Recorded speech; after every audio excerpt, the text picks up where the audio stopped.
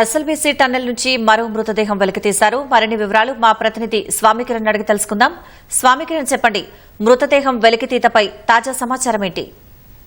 ప్రస్తుతం శ్రీశైలం సొరంగ మార్గంలో ఒక మృతదేహాన్ని వెలికి తీయడం జరిగింది. అంటే మొత్తం 8 మంది ఇక్కడ చిక్కుకున్నారు సొరంగ మార్గంలో. అయితే 16 రోజుల తర్వాత గుర్ప్రీత్ సింగ్ సంబంధించినటువంటి మృతదేహాన్ని వెలికి తీశారు. ఈ రోజు నిన్న అర్ధరాత్రి నుంచి మన 13.5 కిలోమీటర్ల దగ్గర లోకో ట్రైన్ నడుస్తున్నటువంటి ట్రాక్ దగ్గర ఈ స్క్రాప్ నంతా కూడా బయటకు తీసుకొస్తున్నటువంటి నేపథ్యంలో తవ్వకాలు జరుపుతుండగా బాడీ వాసన వచ్చింది. ఆ వాసన వచ్చినటువంటి నేపథ్యంలో కొన్ని ఆనవాళ్లు కూడా కనిపించాయి. దీంతో అక్కడ తవ్వకాలు ఆపి ఇప్పుడు 3-4 గంటల పాటు శ్రమించి ఆ బాడీని కూడా బయటికి తీయడం జరిగింది. ఈ బయటపడినటువంటి మృతదేహాన్ని అధికారికంగా ఇంకా గుర్తించాల్సి ఉంది. ఎవరు అంటే బయటపడిన మృతదేహం ఎవరిది అనేది అధికారికంగా మనకు గుర్తించాల్సినటువంటి అవసరం ఉంది. అయితే ఈ మృతదేహాన్ని సొరంగ మార్గం నుంచి ప్రస్తుతం బయటికి తీసుకొని వచ్చి నేరుగా నాగర్ కర్నూలు ప్రభుత్వ ఆసుపత్రికి తీసుకొస్తారు. ఇక్కడ మృతదేహాన్ని పూర్తిగా శుభ్రం చేసినటువంటి అనంతరం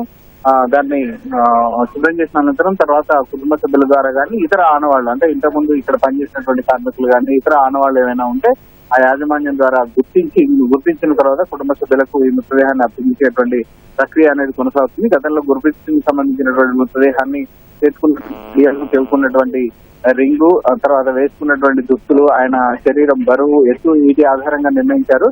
అప్పుడు బాడీ అనేది పెద్దగా చెడిపోయినటువంటి పరిస్థితి ఉంది. కానీ ఇప్పుడు ఉన్నటువంటి బాడీ బయటపడి ఇప్పటికి 30 రోజులు, అంటే ఘటన జరిగి 30 రోజులు దాటిపోతున్నటువంటి నేపథ్యంలో బాడీ కొంత ఇబ్బందికరమైనటువంటి పరిస్థితిలో ఉంది. దాన్ని ప్రస్తుతం ఒక 4-5 గంటల పాటు శ్రమించి మనకు బయటకు తీసుకొని వచ్చారు.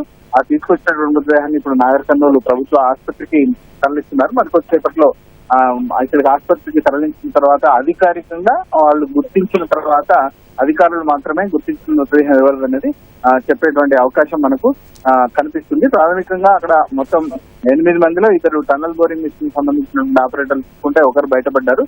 మిగిలిన 4 కార్మికులు ఉన్నారు, 2 ఇంజనీర్లు ఉన్నారు. ఈ మొత్తం 8 మందిలో ఒకరి మృతదేహం లభ్యమైనటువంటి నేపథ్యంలో ఈ మిగిలిన 7గురిలో ఎవరో ఒకరి మృతదేహం మీద అనుకుంటున్నారు. ప్రస్తుతం అయితే సహాయ చర్యలు ముమ్మరంగా కొనసాగుతున్నాయి. ఎందుకంటే ఇప్పటి వరకు ఊహించినటువంటి ప్రదేశాల్లో కాకుండా అనూహ్యంగా D1, D2 ప్రాంతాల్లో కాకుండా అనూహ్యంగా ముందుకు, అంటే 13.5 కిలోమీటర్ల నుంచి ఒక 40-50 మీటర్ల దూరంలో తవ్వకాలు చేపడుతున్నప్పుడు ఈ మృతదేహం పడినటువంటి నేపథ్యంలో సొరంగ మార్గంలో అడుగు భాగంలో వీళ్ళంతా కూడా చిక్కుకొని ఉంటారని చెప్పేసి అంతా అంచనా వేస్తున్నారు. సహాయ చర్యలు ఈ రోజు నుంచి ముమ్మరంగా ఉన్నాయి. మిగిలిన మృతదేహాలతో గురించి కూడా వాళ్ళు తీవ్రమైనటువంటి తవ్వకాలు జరుపుతున్నారు. 1 గంటన్నరలో నాగర్ కర్నూలు ప్రభుత్వ ఆసుపత్రికి మనకు ఈ మృతదేహం చేరుకుంది. ఆ తర్వాత ఎవరు అనేది అధికారికంగా వాళ్ళు వెల్లడించనున్నారు. అంతే. ధన్యవాదాలు స్వామికిరణ్.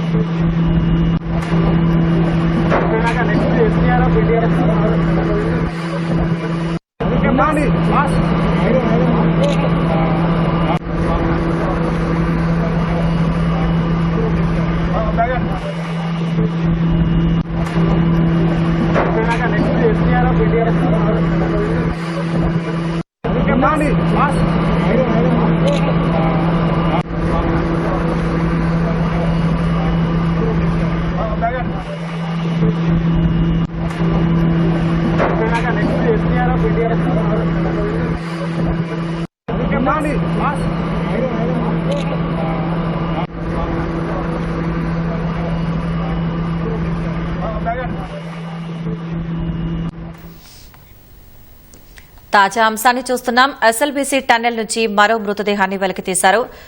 మృతదేహాన్ని నాగర్ కర్నూల్ ప్రభుత్వ ఆసుపత్రికి తరలిస్తున్నారు.